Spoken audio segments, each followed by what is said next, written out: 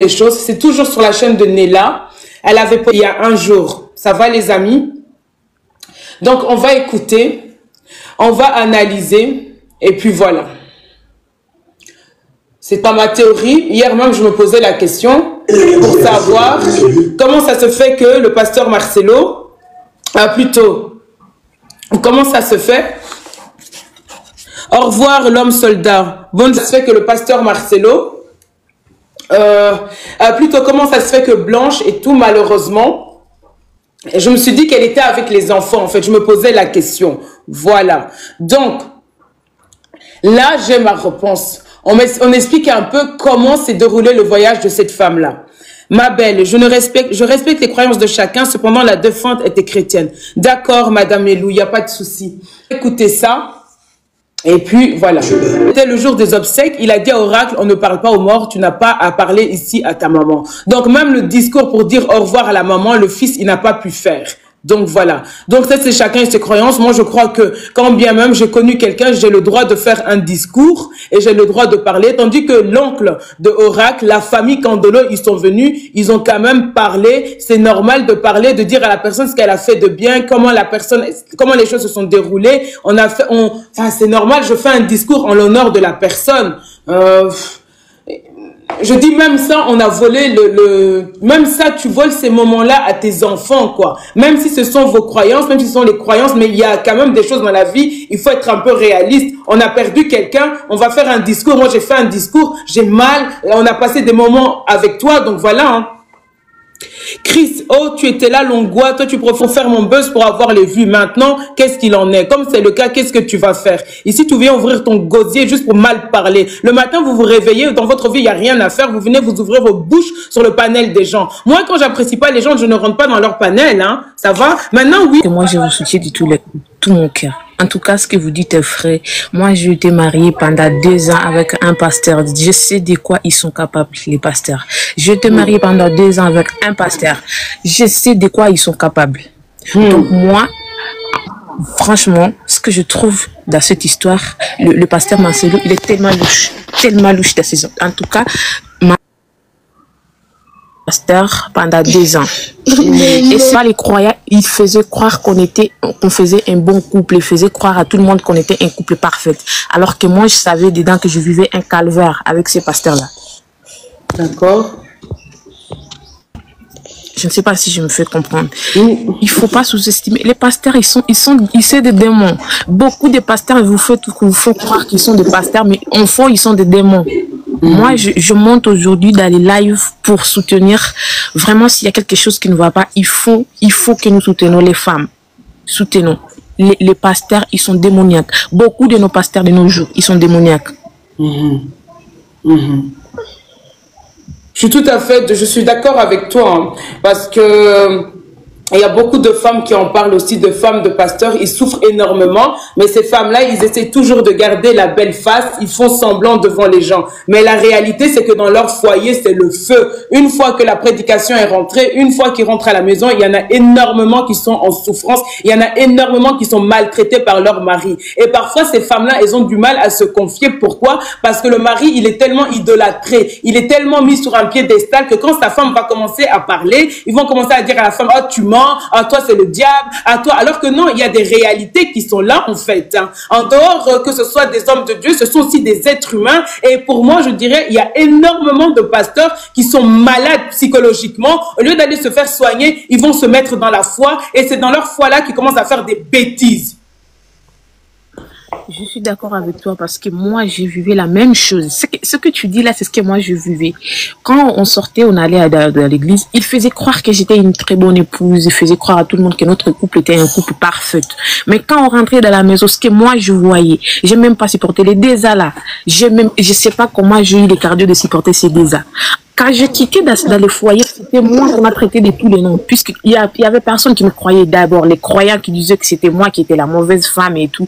Mais moi, je sais ce que je vécu. Moi, je sais ce que je vécu dans les foyers avec le messier qui s'appelle pasteur. Jusqu'à maintenant, où je te dis, le messier est pasteur à une église. À une église, pardon. Mais En vrai, les pasteurs de nos jours ne sont pas des pasteurs. Les pasteurs de nos jours ne sont pas des pasteurs. Il faut faire très attention avec les pasteurs de nos jours. Moi, je sais de quoi je parle. Je sais ce que ça fait d'être dans le mariage avec un pasteur qui te fait montrer devant les gens que tu es une très bonne épouse, qu'on vit un foyer imaginaire et tout. Mais je sais de quoi ça fait. En tout cas, moi, je suis très d'accord. Ce que je suis en train de voir avec ce qui se passe avec Maman Blanche et le pasteur Marcelo, les fameux pasteur Marcelo, c'est ce que moi, je vécu dans mon foyer. Donc là, je suis en train de me voir. Moi, je fais des âges, j'ai fui. Dieu merci, tu as fui.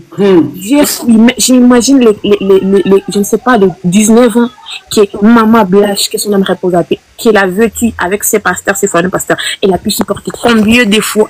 Je te jure, là où je suis au bout du souffle. C'est comme si je suis en train de revivre mon histoire, je te jure. Depuis que la maman a été décédée, je faisais que parler dans moi, je me disais, il y a quelque chose qui ne va pas. Je parlais avec mon père biologique, je dis, papa, vous voyez cette histoire-là de la mort de Maman Blanche, il y a quelque chose qui ne va pas. Moi, j'ai failli perdre la vie dans cette foyer-là, avec les pasteurs. Et aujourd'hui, les pasteurs, ils se lèvent, ils racontent à tout le monde que c'est moi qui étais une mauvaise épouse. Alors moi, je sais ce que ça fait de vivre avec un pervers narcissique comme ce genre de pasteurs. Beaucoup de pasteurs sont des pervers narcissiques. En tout cas, les femmes, il faut faire très attention. Et pour les gens qui sont en train de monter et de défendre les pasteurs, personne n'a dit que le pasteur était coupable. Si seulement il n'est pas coupable, pourquoi il organise tous ces trucs-là, machin, toutes ces choses-là, pourquoi il paye des gens pour les défendre et tout? Pourquoi il sort pas je ne sais pas, les dessins, je ne sais pas, les trucs-là pour les dessins.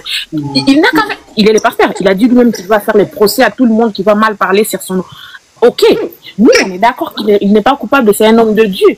Mais on veut la vérité. Et je vous assure que l'âme de Maman Blanche ne reposera jamais un peu si vraiment elle n'a pas décédé dans le monde naturel. Si elle a été assassinée, elle ne reposera jamais un peu. Et Marcelo, il paiera toute sa vie. Je te jure, il va payer. Il va tellement payer. Mais même si ce n'est pas maintenant, demain ou après-demain, vous allez voir vous-même, vous allez dire que il y avait, ça ne va pas. Maria, les femmes, elles demandent si tu peux citer, si ça ne te dérange pas, quelques exemples de calvaire que tu as vécu pour que ça puisse aussi un peu, comment dire, j'ai oublié le mot en français, je suis désolée, et être une prévention pour les autres femmes. Il y a des femmes en commentaire qui demandent si tu peux citer un exemple, peut-être là où tu ne rentres pas trop dans l'intimité, dans le privé, mais là où tu peux te dire, voilà, j'ai vécu ça, par exemple, voilà. D'accord, madame. Moi, ça ne me dérange pas d'entrer dans le vif. Voilà, les femmes, elles aimeraient savoir quoi comme chose tu as vécu, parce qu'elles aimeraient être prévenues aussi. Donc, moi, j'ai vécu des choses, des calvaires. La première, moi, je débattis. La nuit, je débattis. Mais le dimanche, je sortais comme si rien n'était. Et bon, bien sûr que oui. Moi, je débattis, je vivais ça. Mais les dimanches, je sortais comme si rien n'était. Et à un certain moment, on se levait, on priait. Mais dans moi, je me disais, qu'est-ce que je suis en train de vivre? Et il me battait la nuit, mais les matins, il s'est levé. Il ne se gênait pas d'aller prêcher et dire aux hommes dans l'église, ne battez pas vos femmes. Ne faites pas ça. Une femme n'est pas digne. Alors que moi, il me battait la nuit. Oh là là. Et comment tu avais la force d'aller avec lui à l'église comme ça le matin et t'asseoir et l'écouter faire ces prêches-là? En fait, moi, j'en ai arrivé en bout. Jusqu'un jour, je me suis levée dans l'église, je plairais et je commençais à parler. Ah, t'as craqué en fait. Quand c'est trop, c'est trop. Quand tu voyais ce monsieur-là, il te frappait la nuit, il te frappait copieusement. Le matin, tu te lèves, tu t'apprêtes, tu te maquilles. Bien sûr qu'avec quelqu'un, même il y avait une fille à la maison. Quand je me suis mariée, j'ai rencontré cette fille là-bas. C'est elle qui s'occupait de moi le matin. Quand j'étais bâtie, elle venait pour me maquiller et tout, me donnait des crèmes. Mais en vrai, un jour, j'ai craqué. Un jour, dans l'église, je commençais à pleurer, je commençais à répondre il était en train de prêcher, je me suis levée, je commençais à dire au monsieur, pourquoi ce que tu es en train de prêcher ici, tu ne le fais pas dans notre foyer? Ah, oui. Et c'est à ce moment-là qu'il y avait des croyants qui m'ont enlevé à l'extérieur, qui me font sortir dans l'église, qui me ramenaient dans la maison. Et quand il a fini à prêcher, je sais pas comment il a convaincu les croyants en fait. Mais quand il est rentré à la maison, il m'a tellement battu jusqu'à ce moment qu'il est venu m'enlever dedans. Ah, je vois une question qui dit, tu faisais quoi et il te frappait. En fait, nous, on avait, vous savez, les pasteurs ont les droits là, quand une fille vient et tout, ils ont les droits de se parler seuls. Tu n'as même pas. Tu n'as même pas le droit de s'autoriser de venir interrompre parce que là, ils sont en train de parler à ce qu'il paraît. En fait, moi, à un certain moment, je voyais qu'il parlait trop avec de filles jusqu'à à un certain moment, il parlait, il entrait dans une de ses chambres. Je voyais des choses louches en fait. Quand je posais des questions, à ce qu'il paraît, je lui manquais de respect. Quand je demandais pourquoi vous entrez dans une chambre avec une fille et vous faites des heures du temps comme ça, vous êtes en train de parler de quoi? Pour lui, je lui manquais de respect. Et en fait, lui, sa manière de prouver sa colère, il fallait qu'il me batte. Il fallait qu'il tape sur moi. Oh, je suis désolée. Le pasteur, il est connu. Hein. Je ne vais pas citer son nom, je ne peux pas, en tout cas, mais le pasteur, il est connu. Je crois qu'ici, il y a beaucoup de gens qui vont se rendre compte, ils vont me connaître, ils vont connaître ces pasteurs-là. Parce qu'ils savent que j'étais mariée avec les pasteurs. Je monte aujourd'hui pour confirmer ce que beaucoup de femmes vivent dans leur foyer, surtout les mamans pasteurs. Ils ne sont pas hérésies. Ce qu'ils montrent, ce n'est pas ce qu'ils vivent dans leur foyer. Parce que moi, j'ai été victime de ça, en fait. Et donc, jusqu'à présent, ce monsieur-là, il n'a pas été se soigner, quoi. Il continue à faire semblant d'être un bon homme de Dieu, d'imposer les mains aux gens, de demander la dîme, les offrandes, de commencer à être moralisateur, alors que lui-même, c'est le pire des criminels, en fait. Oui, pire des criminels, c'est ce que tu dis. Moi, vous savez, un jour, on a eu une dispute avec lui, et je suis sortie de la maison. Quand je suis revenue, il avait acheté un machette avec les trucs, les décalos et tout. Et il faisait qu'il me répétait qu'un jour il va me tuer. Il peut pas, en tout cas, il peut pas supporter que son ministère tombe juste à cause de moi. Il va me tuer et il va m'envoyer, je ne sais pas, dans les lacs. Il va aller m'envoyer dans les lacs et tout. Moi, je voyais ça comme des menaces. Je voyais pas ça comme des menaces. Mais quand je suis revenue, les jours là, quand on s'était disputé, quand je suis revenue, j'ai vu qu'il achetait une machette avec les décalos et tout. J'ai vu ça louche en fait. Et puis, ça, c'est pourquoi, quand j'ai posé la question, c'est comme si je mettais la feu dans l'huile. Il a commencé à parler jusqu'à il a été sur mon corps, il a commencé à me battre. Et il y avait le voisin qui ont appelé la police. Et la police était venue. Et c'est à ce moment-là qu'il m'exigeait de porter plainte. J'ai porté plainte contre monsieur le pasteur. Et c'est à ce moment qu'on a commencé à lui poser des questions. Pourquoi tu as acheté ces machettes et tout, machin, et les décalos? Il a dit non. C'était pour les chèvres, il allait faire une offrande avec égorger la chèvre et tout. J'ai dit non. Moi, j'ai expliqué tout au monsieur, le procureur. J'ai dit non, non. Ce monsieur, ça fait une année qu'il me répète qu'il va me tuer. Parce qu'il ne peut pas supporter que son ministère tombe à cause de moi. Donc, j'ai dit tout ça pour vous assurer que ce que Maman Blanche vivait, elle vivait la calvaire avec monsieur les pasteurs en question. Donc, beaucoup de pasteurs sont... C'est que l'église a été fermée pendant au moins 6 mois, mais là où je te parle aujourd'hui, il y a 1500 personnes qui entrent dans cette église et qui perdent leur offrande, et le monsieur prie pour eux, leur faisant croire que c'est lui l'homme de Dieu, alors que là où il est là, c'est un Satan en personne. Mais ce sont des gens qui sont malades, hein? C'est une personne qui a une double personnalité. Tu ne peux pas frapper ta femme presque à mort. Tu la frappes là à 100 et le lendemain, tu portes costume, cravate et après la femme... Mais qu'est-ce qui faisait que tu continuais quand même? Je ne vais pas dire ce jeu. Qu'est-ce qui a fait que tu as continué ça pendant 2 ans? Qu'est-ce qui t'a poussé que tu faisais semblant devant les gens en fait? En fait, c'est ma mère qui me disait, tu peux pas te marier dans 2 ans et quitter les foyers, ça ne se fait pas. Il faut rester, il faut supporter. Je racontais pas ça à mon papa. Hein. Les jours où mon papa a su que le monsieur il me battait, il n'a même pas hésité. Parce que moi, j'habitais dans une autre ville. Mon père n'a même pas hésité. Il est venu m'enlever des dents et c'est lui-même qui a appelé les policiers pour venir prendre le pasteur à question. Jusqu'on est allé à tribunal, le pasteur, il a fait 6 mois en prison, mais il est sorti. J'ai dénoncé ça de la manière que je pouvais, mais tellement que je n'avais pas de soutien. Mais bon, aujourd'hui, je monte parce que je vois qu'il y a quelque chose. Je vois comme si Maman Blanche vivait ce que moi je vivais. En tout cas, ce qui me faisait rester dans les foyers, c'était ma mère qui me disait que je ne pouvais pas sortir dans 2 ans. Et il me faisait voir, tu as été marié qui a des ans, si tu sors dans les foyers, ça ne sera pas bon, ça ne sera pas bon. Les gens, ils vont dire ceci, la famille, ils vont trop critiquer, il faut rester dedans, il faut rester dedans. Et je suis restée dans ces 2 ans-là, j'ai vu les calvaires, je te jure. J'ai vu tellement, je suis devenue même folle. Je suis allée dans les hôpitaux psychiatriques, je ne sais pas comment on appelle ça. Je sais pas comment on appelle ça. J'étais tellement détruite. Je suis sortie avec un enfant, un bébé. Et le monsieur, quand je suis sortie, imaginez le pasteur, un pasteur de Dieu, il a dit que ce bébé allait mourir. Il m'a dit, tu vois cet enfant-là, il va mourir.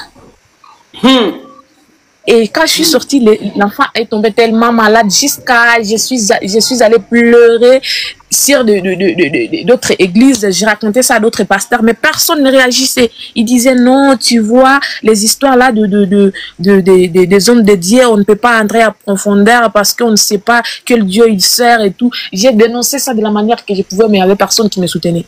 En tout cas, les femmes, si vous êtes dans vos foyers, vos foyers avec des pasteurs et vous vivez des calvaires, il faut vraiment dénoncer ça. Il faut dénoncer ça. Moi, je regrette les 2 ans passés où j'étais dans les foyers que je n'ai pas dénoncé ça. Si peut-être j'avais dénoncé ça en étant dans les foyers, peut-être que ça aurait plein d'autres ampleurs. Mais comme je dénonce ça en étant à l'extérieur du foyer, ça ne peut pas prendre de l'ampleur.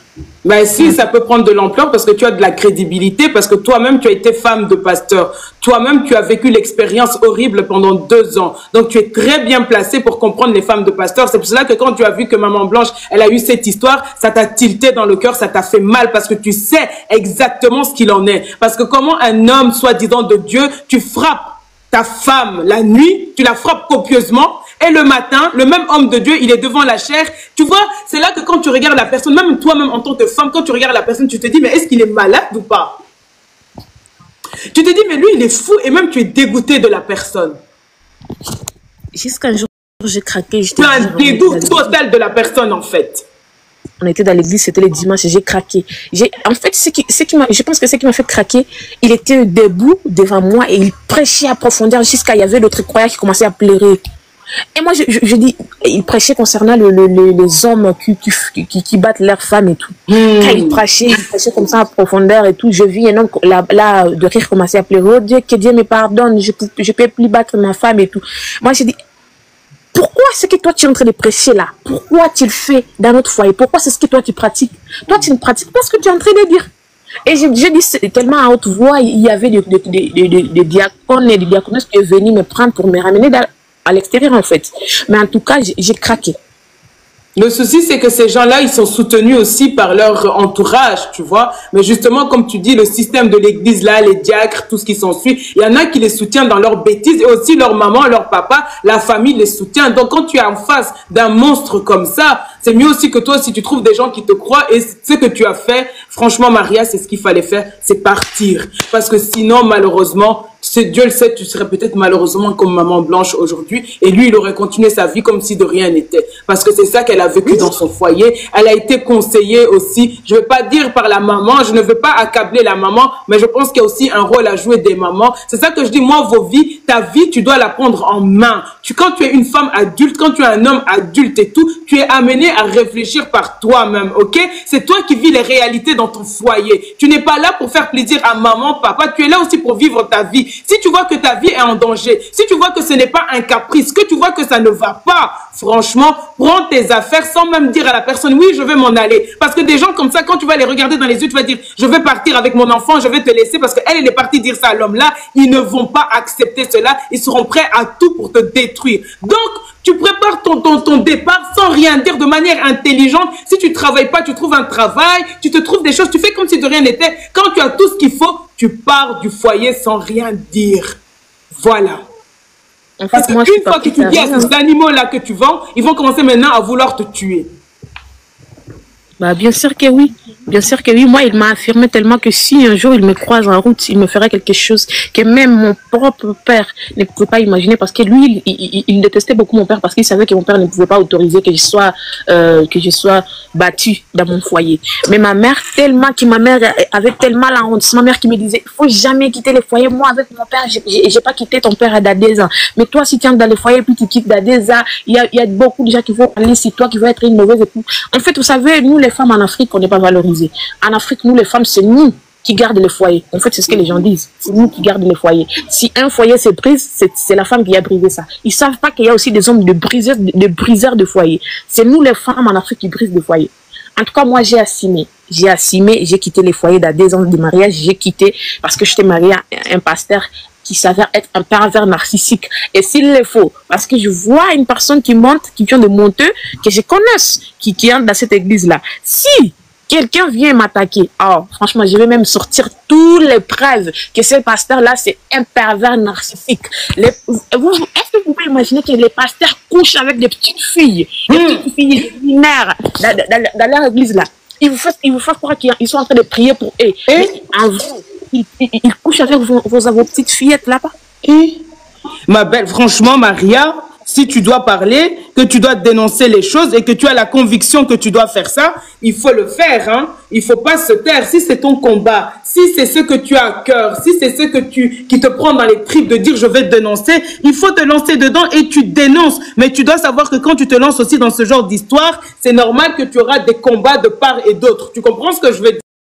Quand tu te lances déjà, c'est normal qu'il y a des gens qui vont venir te décrédibiliser. Donc, tu dois savoir qu'il y aura aussi les conséquences positives et les conséquences négatives. Si tu es OK avec ça, tu te lances dans ce combat parce que c'est la réalité, parce que par ta voix, tu pourras aider aussi peut-être d'autres femmes pasteurs qui souffrent. Hein? Parce que toi, tu es bien placé pour les comprendre. Tu comprends ce que je veux dire? Moi, j'ai beau parler, mais... moi, je ne suis pas une femme de pasteur, je n'ai pas vécu avec un pasteur, donc je ne saurais pas te dire oui, effectivement. Voilà, au-dessus de moi, oui, ma mère, elle a été femme de pasteur et tout. Donc, elle aussi, elle est bien placée pour expliquer les choses. On est pour bien te dire aussi comment elle a vécu. Donc, moi, je pense que vous avez beaucoup plus de crédibilité à parler de cela parce que vous savez les réalités de la vie, les réalités qui se passent dans ce foyer-là. Le pasteur, il est adoré à l'extérieur, il est aimé à l'extérieur, les gens aiment cette personne-là, mais quand il rentre à la maison, il y en a, ce sont pire que des animaux avec leurs enfants, pire que des animaux avec leurs femmes. Voilà. Et parfois, malheureusement, il y en a qui prennent aussi les femmes, qui accaparent les femmes, qui disent c'est à cause de vous que ces gens-là continuent à exercer. Et moi, j'ai un message à passer à nos mamans africaines. Vous savez, vous les mamans, c'est vous qui laissent tout. Nos mamans africaines, ils ont un mauvais comportement, en fait. Vous allez m'excuser.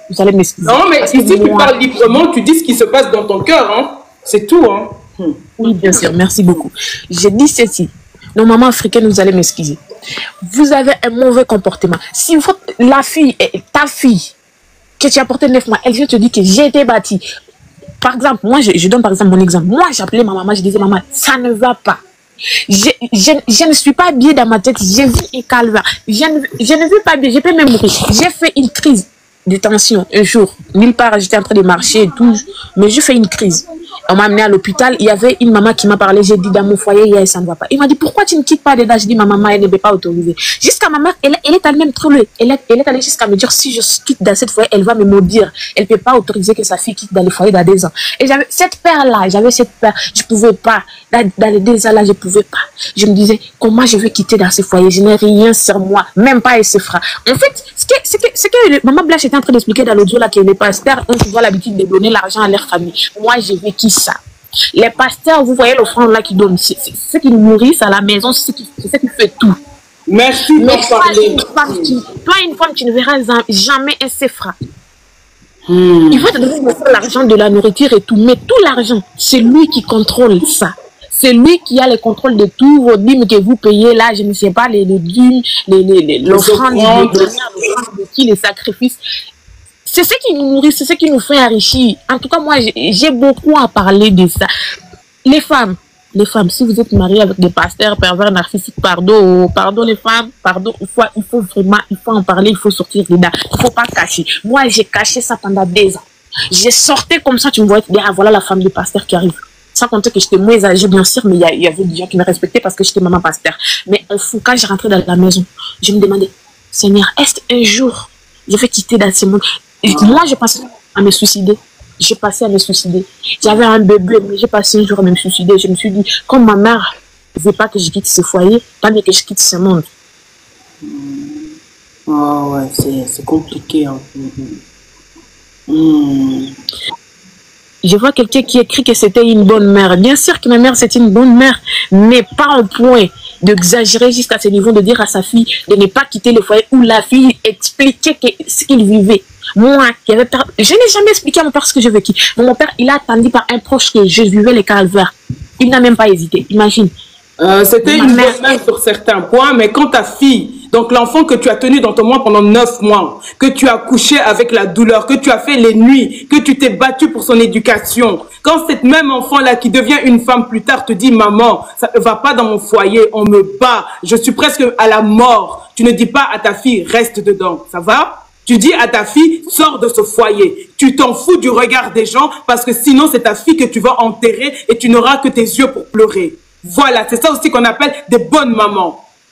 C'est pas seulement des mamans qui disent non, prenez sur vous, il faut ramasser les coups, il faut tenir. Il y a des différences quand ce sont des petites disputes, des caprices, mais là, ce ne sont pas des caprices. Hein. On frappe quand même ta fille, elle peut devenir handicapée, elle peut tomber et ne plus se relever, c'est très grave. Hein. Un coup mal placé, la fille, elle n'est plus. Hein.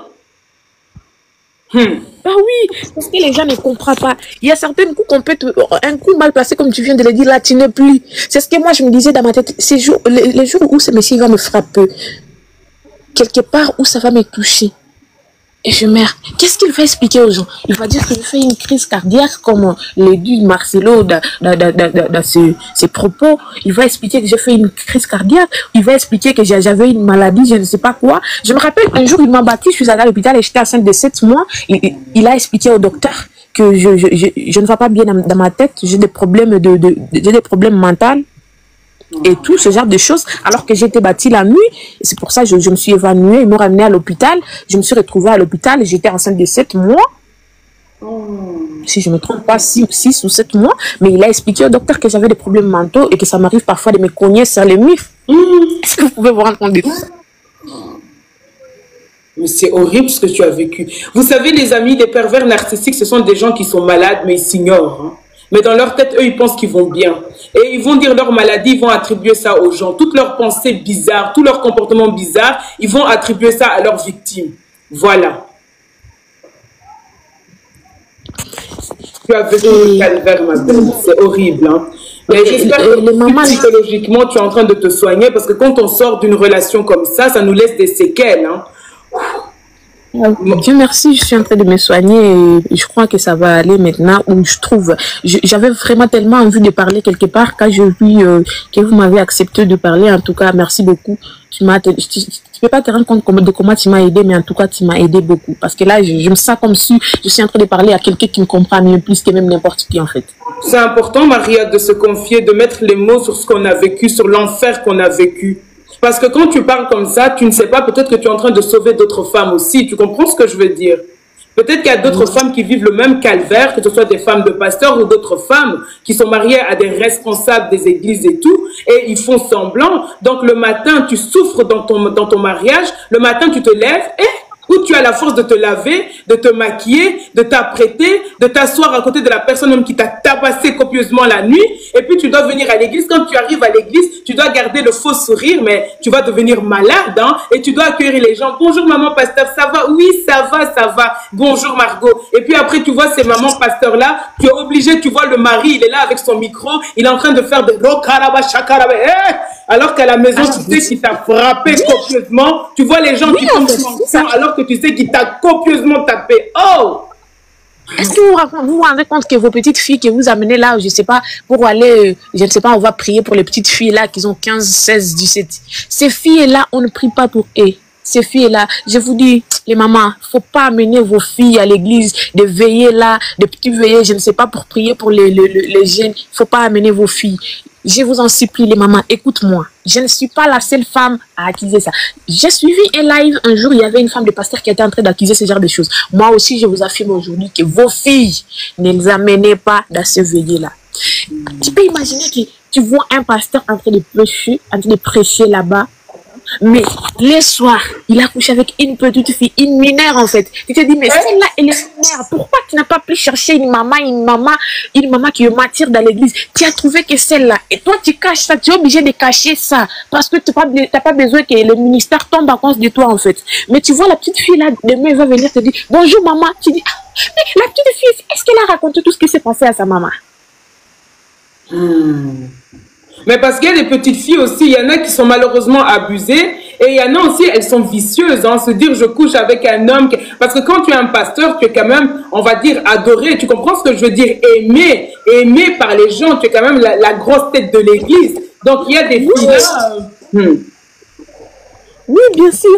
Moi, j'en ai la preuve vivante. Moi, je voyais les pasteurs surtout avec des petites filles. Des fois, même tu touches son téléphone, tu vois que elle a donné la petite fille encore rendez-vous quelque part. Mais la petite fille, elle va rentrer le soir, elle va venir te dire bonjour, maman. Toi aussi, tu réponds bonjour. Mais tu te dis quand même dans ta tête, est-ce que sa maman, elle sait ce que la fille elle est en train de vivre?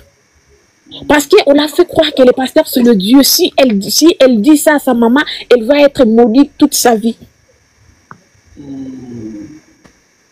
Ah non, vous voyez les amis, ça c'est la preuve que vos pasteurs que vous adorez, ce sont des êtres humains et parfois ils sont pires que soi-disant les païens, là où ils sont toujours en train d'insulter. Moi ça m'énerve déjà quand on dit toujours les païens, ça m'énerve parce qu'un être humain ça reste un être humain et ce sont tes valeurs déjà qui priment parce que tu peux être rempli de Dieu. C'est ça que je dis aux gens. Ce n'est pas parce que tu vois quelqu'un qui fait Faya Nayo aux gens, qui est en train de mettre la main dessus, qui est en train de prier, qui est en train de faire des prières en langue que les gens viennent témoigner, que ça veut dire que c'est une bonne personne. Tu dois regarder, tu sais, c'est ça que je disais hier, pour connaître une personne, surtout les gens là, les pasteurs là, il faut rentrer dans leur intimité, interroger les femmes et les enfants.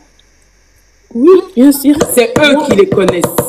Moi, je m'en veux tellement d'avoir caché tous ces bêtises d'il y a des ans. Je m'en veux tellement jusqu'à j'ai demandé pardon à Dieu. J'ai demandé à Dieu de me pardonner tout ce que j'ai pu cacher dans ces 2 ans. Peut-être si j'aurais pu dire quelque chose, ça aurait aidé peut-être les gens. Mais j'ai caché tout ça dans 2 ans. Oh, oui, mais il y a des raisons, Maria, pourquoi tu as caché? Pourquoi tu vraiment me pardonner? Comment? J'ai demandé pardon à Dieu. Oui. Et je vais encore demander pardon à toutes les femmes qui vont m'écouter aujourd'hui d'avoir caché toutes ces bêtises d'il y a 2 ans. Mais les femmes, si vous êtes dans un foyer où les pasteurs lui-même qui vous faites croire que c'est lui les saints, mais tu les vois faire des bêtises, toi aussi tu gardes ça. Les femmes, faut pas garder. Un jour, vous allez souffrir à cause de ça. Les pasteurs sont tellement des hommes démoniaques. Les gens qui se fait appeler des pasteurs de nos jours, ce sont des hommes démoniaques, plus que même les hommes que vous voyez faire des péchés ici dehors. Les pasteurs, ils en font tellement plus que même ces gens que vous appelez des païens. C'est grave, hein. Mais je suis contente que tu en parles parce que les gens, ils doivent comprendre que même si tu vois un pasteur sur la chair, là, ça reste un être humain. Si tu veux connaître le comportement d'une personne, que ce soit un pasteur ou quoi, poser la question aux gens qui sont intimes à la personne. Là, tu verras le vrai visage de la personne. Parce que dehors, on peut faire semblant, ok? Dehors, on joue tous des rôles. Il y en a, ils jouent encore plus des rôles que les autres personnes. Dehors, il va dire ma femme, c'est la plus belle, ma femme, c'est oh, la mère de mes enfants, oh, je ferai tout pour elle. Mais une fois que la porte est fermée, voilà. Il y a l'autre visage qui sort. Il y a son vrai visage qui sort. Le vrai visage maintenant, le vrai visage qui sort.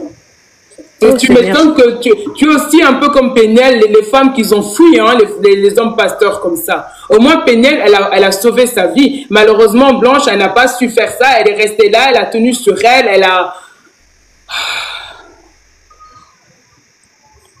Les femmes, si vous êtes là, en tout cas, si vous voyez l'extrait de ces lives, si vous vivez un calvaire dans vos foyers, surtout avec des pasteurs, il faut dénoncer. Il faut dénoncer. Il y a tellement de choses que je ne peux pas expliquer ici, mais en tout cas, les femmes, il faut dénoncer. Les pasteurs font tellement du mal aux gens, plus que même les gens normaux. Les pasteurs, le ministère, là, je ne sais pas, les diacres, ils font tellement du mal, plus que même les gens normaux. Est-ce que vous vous rendez compte de ce que je suis en train de dire? Je ne sais pas comment je peux m'expliquer, vous savez, la langue là, je ne sais pas moi, hein. Mais en tout cas, les pasteurs d'aujourd'hui là, beaucoup ne sont pas pasteurs. C'est pas comme les pasteurs qu'on a connus avant. Moi, quand j'étais petite, on connaissait des pasteurs qui faisaient du miracle, les pasteurs qui priaient pour toi. En tout cas, tu étais malade, tu t'es guéri. Les pasteurs de nos jours là, ils ne sont pas comme ça. Il y a beaucoup qui utilisent ça aussi pour avoir une certaine reconnaissance dans la société. Tu comprends ce que je veux dire? Pour être reconnu autour de soi, parce que nous, on est des pasteurs. Et aussi, certains, au lieu d'aller travailler, ils passent par être pasteurs pour manger l'argent des gens. Bien sûr que oui, c'est ce que je te dis dès le début, que l'argent de l'offrande, c'est ce que lui, il construisait des maisons Et l'argent de l'élume, c'est ce que lui, il utilisait pour aller chercher d'autres femmes. Un jour, il a fait appeler à une femme, le billet de transport, je sais pas, l'argent. Il a appelé plus de 20 000 $. C'est ce qu'il a gaspillé pour que la fille vienne, reparte et donner quelque chose. Et quand je vis tout ça, il fallait pas que je demande. Quand je demandais le Messie, oh, franchement, le Messie, il a pété un câble, il a dit des choses. J'ai pas beaucoup. Oh, le pasteur me dit. Tu es en train de nous montrer que c'est un homme, ce sont des hypocrites. En fait, c'est comme si c'était un travail ce qu'il faisait, il jouait rôle. Tu comprends ce que je veux dire? Ils mettent le masque du pasteur, mais une fois, quand ils enlèvent ce masque-là, ce sont des êtres humains comme toi et moi, et parfois pire que nous. Donc, c'est une comédie qu'ils font. C'est une comédie. C'est un théâtre. Ce n'est pas réel, en fait. Et puis, ils sont dans les églises, ils vont commencer à vous dire, oui, il faut donner pour Dieu, c'est pour Dieu. Non, en fait, il est en train de parler que c'est pour lui, pour faire ses projets avec, mais il ne va pas assumer que c'est pour ses propres projets. Il va dire, il faut donner l'argent, il faut donner l'offrande, Dieu va vous bénir, Dieu va... Et puis, tu vois des gens parfois qui manquent d'argent, qui vont prendre l'argent, le peu d'argent qu'ils ont, dans leur tête, ils vont se convaincre qu'ils sont en train de donner à Dieu, alors que ça va juste dans les poches d'un pasteur, d'un être humain qui va sortir, qui va manger, qui va même appeler ses tchisa pour coucher avec. C'est grâce à vos offrandes, grâce à vos dîmes qu'ils ont des vies de luxe, en fait. Et je vais parler aux hommes là, vous qui êtes dans l'église avec vos femmes, c'est vous qui êtes là, vous achetez des voitures à vos pasteurs, c'est vous qui donnez beaucoup d'argent. Non, ça, je vais donner ça à mon père spirituel. Sachez que ces mêmes pasteurs-là couchent avec vos femmes. Hein. Ces mêmes pasteurs-là ont des affaires avec vos femmes, que vous dites que ces enfants-là, ce sont vos enfants. Sachez que ces mêmes pasteurs-là que vous achetez des voitures et ont des enfants, ont déjà fait des enfants avec vos femmes. Je ne sais pas si vous me dites. Les pasteurs d'aujourd'hui sont tellement maudits. En fait, nous les femmes aussi, je ne sais pas comment je peux expliquer. Tu es dans ton foyer, mais c'est toi qui vas coucher avec les pasteurs. Je ne sais pas comment vous prenez des pasteurs en fait. Moi aussi, avant, je ne peux pas qu'on en vrai, j'étais comme ça. Hein. Avant, j'étais comme ça. Moi, je prenais les pasteurs comme un dieu. Ben oui, parce que c'est ça qui montre. Hein. C'est ça qui montre, Maria. C'est ça qui montre aux gens hein, qui sont les 3 fois saints, qui connaissent Dieu mieux que n'importe qui. Donc, tout le monde tombe dans leur piège, mais c'est bien parce que tu vois, avec cette histoire-là, les langues se délient. On voit bien que les pasteurs ne sont pas des êtres idéalistes. Il faut pas les idéaliser. Moi, un pasteur, tu restes un être humain. Tu fais, je te ramasse, t'as compris? Ça va même pas être avec moi. Tu me tapes, tu me tapes, je vais aller t'afficher dans toute l'église. C'est vrai qu'il y a des gens qui vont dire, Marie, tu es possédée, il y a le démon en toi. Mais le démon de la vérité vit en moi. Je vais t'exposer. Je vais même faire des photos. Je vais montrer tout ce que tu m'as fait. Maintenant que les gens là ne me croient, pas, je m'en fous. Au moins, j'ai montré les choses. Voilà. Les pasteurs, ce ne sont pas des gens saints. Hein. Ce ne sont pas des gens saints. Hein. Ce sont parfois des pervers narcissiques fois 1000. Ils sont là-bas. Ils sont assis dans leur église. Ce sont des sorciers. Ce sont des sorciers. Ils sont là. Ils détruisent la vie des gens. Non seulement il doit prêcher Dieu, mais il ne prêche pas seulement Dieu. Il tape sa femme. Il fait du mal à sa femme. Et en plus, il trompe sa femme. Et en plus, il viole les enfants. Voilà.